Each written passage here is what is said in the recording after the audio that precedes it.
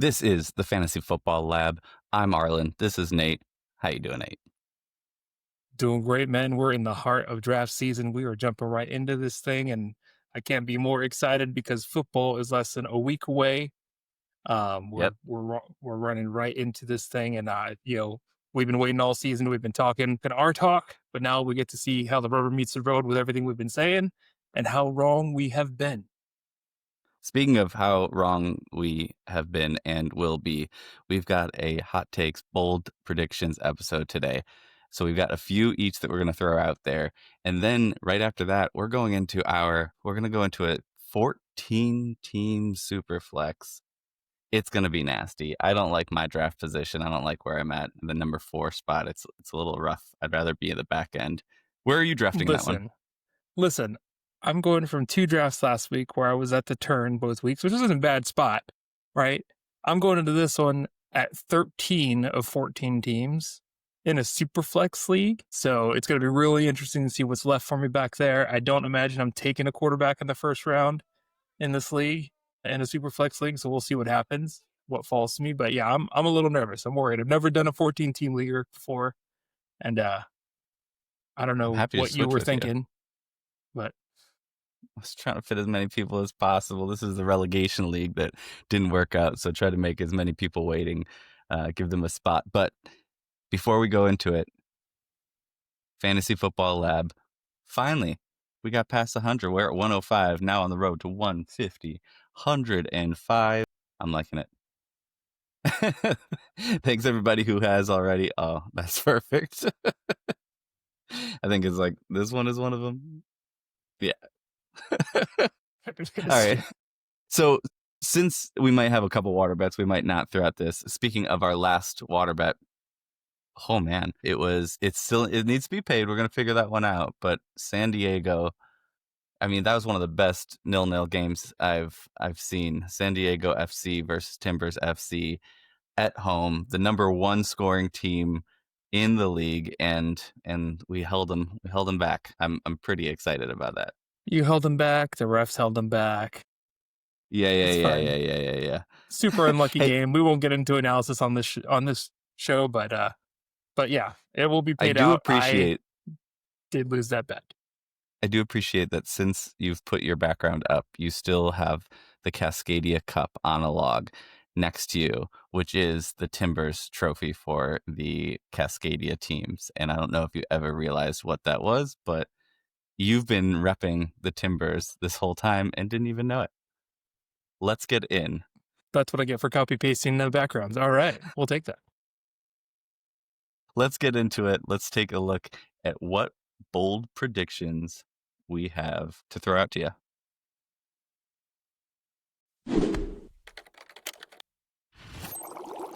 Welcome to the Fantasy Football Lab.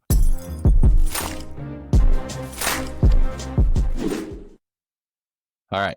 I've got for myself a quarterback, a wide receiver, and a running back. How are yours split? So I've got All right, I got you. So you've got what now? one that is a running back hot take that is about running backs in general. I've got a tight end hot take. And then we didn't really, I'm not gonna say I didn't follow the rules because we didn't give any rules, but I got a tight end hot take, and then I've got a draft strategy result end of the year hot take. Okay, cool. Well, I've got a couple general ones as well. So let's start with the player specific. I'll start off with my quarterback one. And this is, I don't know how hot of a take it is, but I think Bo Nix will finish this year top 5 in quarterback and will be among the top 5 drafted in redraft and considered top 5 within dynasty going into next year at the end of this year. Yeah, that's not surprising. We've seen so many years, and he's a Broncos quarterback, so I'm not going to talk super kindly about him.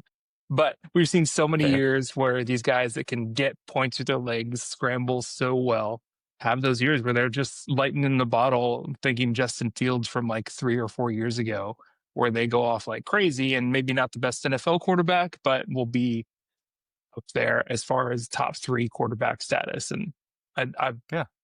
not insanely hot, but I can see it because there's so many quarterbacks ahead of him, right? Yeah, and if you look at the splits through week 4, he was averaging about 12 or so points per game. Week 5, he had I think like 27 or something like that. And then after that, for the rest of the season, he averaged over 20 points per game. So he found his groove. They figured out how to use him well, and I think that continues. And if he had continued that, I think he would have finished close to that anyway. So top 5, maybe I'll say top 4, just to make it extra spicy, because one of the top ones would have to drop out of that one. All right, that's my bold take. What do you got? I think I'll go positional. I had a few written down that I didn't just talk about, but I'll say I lied here, but this is something against what I said earlier in the year. So earlier in the off season. So for a wide receiver take, this is going to be a rookie take because we're coming out of dynasty season and I'm going into these drafts almost over swinging everything we've been saying about going too hard on rookies because we think too hard about dynasty going into redraft. I think that Emeka Egbuka is going to lead at the end of the year, will be the leading target and reception owner for the Bucks over everyone else. So he's someone that I said, earlier in the season that of the rookie wide receivers, he was going to be the kind of the consolation prize that was out there. Yeah. When we think about Travis Hunter, think about Tet, who Tet's going to be a target monster. I'm not saying he's over the other rookies right now, but I think Emeka Egbuka, even though it feels like a crowded wide receiver room, we got grandpa status in that wide receiver room. So I think might not be a super hot take, but he's who I think is going to be the leader as far as targets go back there. Yeah, I'm going to skip it. I love him. I've tried to trade nonstop for him in Dynasty, and it's just not going to happen. I overpaid, and I couldn't get him off there. So though I have the love of Egbuka, I'm going to skip ahead to one of mine that kind of links up to this, and it's past the players themselves, but LSU versus OSU wide receivers. And what I was thinking about over this last week or two, and I wanted to bring this up, is the Ohio State wide receivers almost always drop in value, and there's almost always such hot, I guess, takes about them, how far up they're going to go, what they're going to do, and I feel that they let us down more often than not. Now, Egbuka is drafted in redraft quite lower, that allows you to take that risk. Right. But I think LSU is really where we should be looking at most often. So I was looking at who in the top 50 wide receivers, what schools are represented the most. And it is Ohio State at number 1 at 10% in redraft, and Dynasty is 12%.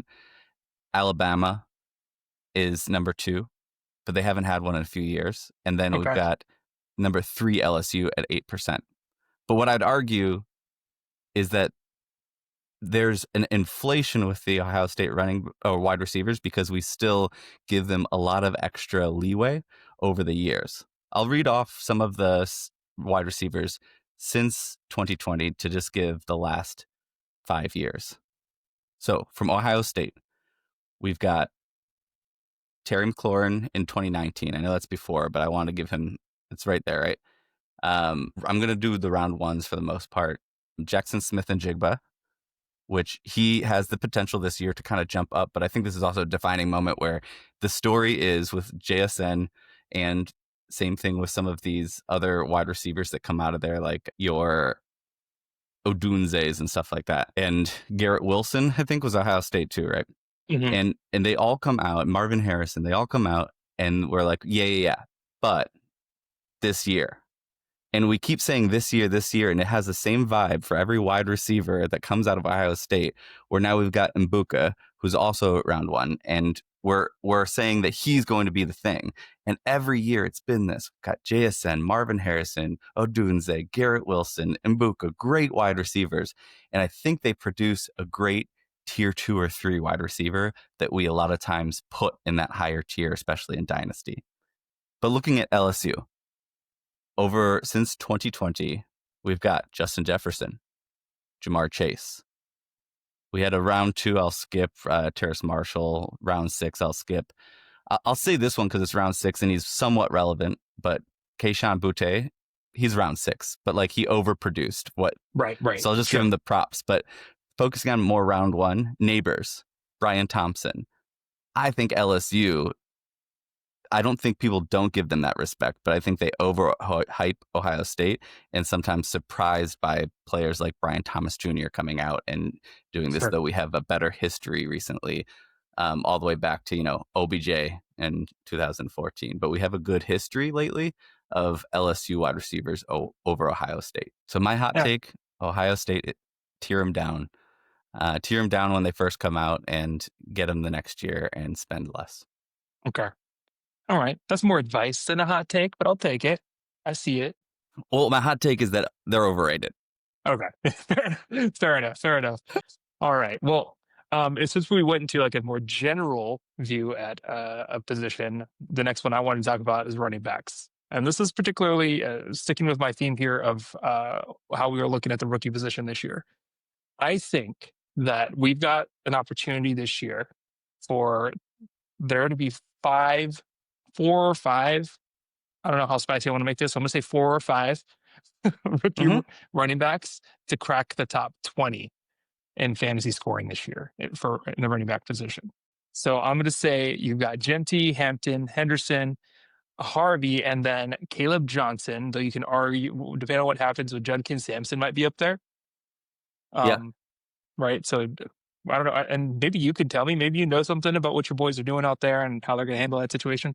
But I think you've got obviously Genty, Hampton, Henderson, Harvey, and Caleb Johnson, who I put up there as 5 folks that I think could break the top 20, and I think they could all do it together. Right. And so I think those are folks to draft. Here's the hot take, and this is my anti-homer take. And I've kind of hinted at this earlier in the offseason, is that I believe Omarion Hampton, if I were to list out those rookie running backs, is actually going to be 4 or 5. I do not think he is top 3 of the rookie running backs at the end of the year for fantasy points. Just with how they run their system, they don't throw to their running backs out here in Charger land. We're not throwing to running backs very frequently. It's going to get you a ton of yardage. But now that Herbert's got a bunch of his end zone targets back, we know he loves to go to the tight ends. We know that Keenan Allen is a target machine when you're in the red zone. And he's got a lot of pass options there. And then Najee Harris is going to be doing things. He's still going to be there. And we'll be taking some of those red zone touches. I think that as much love I have, and I love him for my Chargers and as a real football player, I don't think that he is going to be worth all the hype that he's been getting. He's been climbing in ADP. I think it's in every mock draft I've been looking at, he's been going in round 3-ish. Yeah. Sometimes in round 2. So I think that's an overpay for Hampton right now. And I'm staying away. Don't hate me, Chargerland, but I'm staying away right now from Hampton in most drafts. I think that you didn't even go hot enough. So I think, but I'll put a caveat on it. I think and it might be the same thing, but let's say second half of the season, I think there will be 4 or 5 running backs that are rookies that are in the top 12. So I think in the top 12, if you just isolate the second half into the playoffs as well and championship weekend, I think almost half or a third of the top 12 running backs are going to be rookies. I would throw Scadaboo in that too. If he can take over by then, I think he's got a shot. Yeah. And Scadaboo's the name that I throw. I love grabbing Scadaboo towards the back end of my drafts right now. I'm not running away from his competition though, right? I think that it's going to be, they're going to have clear defined Tyron Johnson. I have a brain fart. Who are you talking about? Tracy? Yeah, that's completely, what am I talking about? Holy cow. Anyway, I don't think that he's going away. I think people are writing him off because people love Scadaboo. He's just so fun to watch. And I think the Giants legit, when they drafted him, thought they got the next iteration of CMC. But I don't think for this year at least, he's going to jump right into it. Whereas those other 4 or 5 guys are. Now, just so we're clear on your version of the take, are you saying 4 or 5 of them have the opportunity to be top 12? Or are you saying all 4 or 5 will be in the top 12? I think I'll say 4 of the top 12 of the second half scoring will be running backs from this rookie class. Okay. All right. I can get behind that. I have one that's along the same lines here, where I think by the end of the year, even though Genty is the only one that doesn't have this competition, we've got Henderson with Ramondre. We've got Henderson with Ramondre. We've got Hampton with Najee Harris. We've got Scadaboo with Tracy. We've got Caleb with Warren. So they all have like a significant person next to them. Even with that, I think at the end of the year, Genty will be no higher than top 3 finish for rookie running backs. I think 2 other running backs from the rookie class will finish higher than Genty. Do you want to say who those 2 are? No, because if some rando comes out that I'm not thinking of and makes me win this one, I think it's hot enough to say that Genty won't be. But if I had to guess, it would be one of the, or 2 of the 3, Caleb, Hampton, or Henderson. Are you willing to say Hampton will definitely be ahead of Genty by the end of the season? If you're walking towards a water bet, I am stating that Genty will be no higher than number 3 finish among running backs that are rookies, and I think you would still take that one. Fair enough. I was trying to get us into a water bet You could situation. water bet that one. Well, here's the deal. Like, what we just did is we both talked down each other's number 1 running back chosen in our dynasty rookie draft this year, right? So I'm talking down Amarian, who you got. You're talking down Genty, who I got, which is interesting. So if we wanted to stand by our selections and make a water bet out of it, then we could. I don't think that I want to do that, because I could still see Genty definitely going above Hampton. I think that's where the odds are. Okay. But I think that I think we're going to be surprised. I think this is a extra good rookie class and running back that will be surprised at how many actually crack and break through and take ownership of the roles.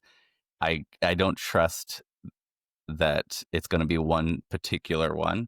I feel like they have enough talent for a couple of them to break up high. I will say I don't know how long I can stand for the Zamir White, Raheem Mostert hate from you, but that's fine. I have Zamir White on my dynasty roster. I will trade him to you for Genty. I'm even throwing a second. Appreciate that. I would have even considered it for a third. You can have that too. All right. You got any more hot takes? So this one is a little bit, where are we at on time? I just want to make sure we got enough for one more each. Okay.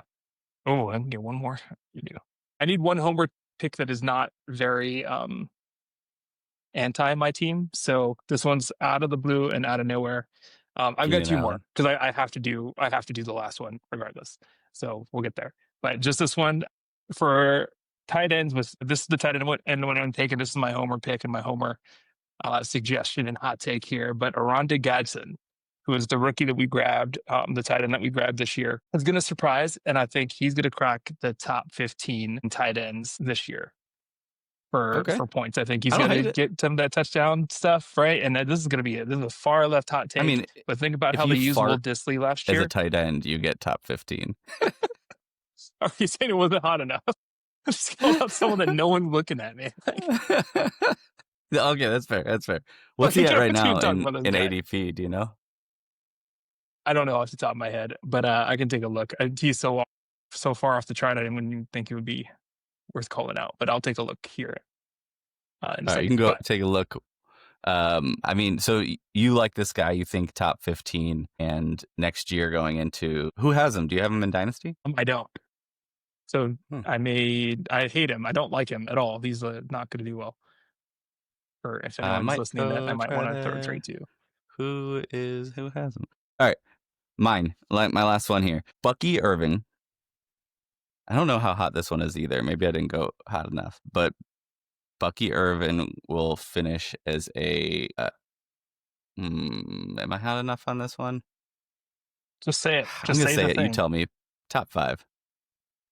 But I think Bucky Irving will finish as a top 5 running back this year. I think he'll be considered among the tier 2 going into next year. He's on the edge there, so I don't know if this is more confirmation of feeling, but I think top 5 is still saying quite a bit for him. I think he's got to pass the number 1. I don't know if that's Yeah. the take I would make, but he's got it back Okay. there. But Bucky Irving's going to be a top 3 running back. You know, the thing that is missing is Bite his down on it. receiving game. He's not bad at catching. It's just that's not how he was utilized. With Godwin starting banged up, maybe he gets early work and proves himself. That's his ticket to number 1 or top 3, is being able to start catching passes. And I think if that happens, then yes, I think you've got a consideration for the ability to get to top running back overall, but top 3, top 5 is definitely something I see more likely. Got it. Yeah, I mean, I can't argue with that. He's been showing it. He's going in the right place. And so Bucky Irving, with how they're utilizing him, Baker is just making fun things happen in Tampa Bay, to be honest. Like, That's true. so it's just, I don't know, like whoever drafted him, they screwed the pooch on what to do with that guy, but he's doing great things now. He is. But anyway, Gadsden is coming tight end number 32 off the board currently. So Okay, that's good. Okay, that's a good hot top take 15. then. Yeah, so he's coming off 32, top 15. I'm calling by the end of the year. My last hot take, and this is just a fun one for me because I got to make one of these every year. I said this earlier in a separate podcast, but I think you thought I was joking. But now that he's been named the starter, Daniel Jones is him this year. Oh, so this is I won't even say it. Okay, all right. Daniel Jones is him this year. What does him mean? So him is going to be a borderline top 12, someone that you could start as a top 12 running back. So quarterback. So I'll call him a top 15 quarterback this year. So he's like that borderline. Okay. Like, obviously, I'm not saying he's going to be one of the top 4 quarterbacks this year. So even though our philosophy is to usually in redraft, we're usually grabbing only one if it's not a super flex. Mm-hmm. You think that, considering a few teams always do, he should be drafted in every league? I think he's top 15, right? So I'm not saying every league you can get a little bit better, but I will say that he is going to be a viable streamer that I would be, if I was wait until the 12th round, 15 round guy, I'm probably drafting whoever I think 11 or 12 is. I would probably want him plus whoever I'm drafting plus Daniel Jones as my backup, so I can make sure that I've got someone that's going to be startable every week. All right. I'm not mad at it. I see the path. I'm not mad at it. I disagree with it. Yeah, like, but I also get it and respect it. More friendly than I thought you would be about that, but I'll take it. I mean, I really gave you shit on Levis, and I'm glad that I did. But you had a great hot take last year. I heard anyone else before Rich Eisen, I think was that said it, or somebody else said it, but the Lab McConkey over Harrison. Phil Nates, yeah. Or Phil Nates. So Nate said it before Yate. But I mean, you nailed it. Let's see if this one's not usually a strong suit. I don't love it, but I'll allow it. I think I stand stronger on my Hampton take than I do on my Daniel Jones take, but I will sit here on that. All right, cool. Well, this has been our bold predictions, hot takes conversation. And if you are not already subscribed and you made it this far, go ahead and subscribe. This is a conversation that we've had over and over again, every kind, road to 150. One day, Nate and I just hit record. We'd be having the conversation either way. We'd love to have the conversation with you. Drop it in the comments. Tell us what your bold takes are, what you agree or disagree with. Hate on him for the Daniel Jones, whatever you need to do. All right, Nate, on to the draft.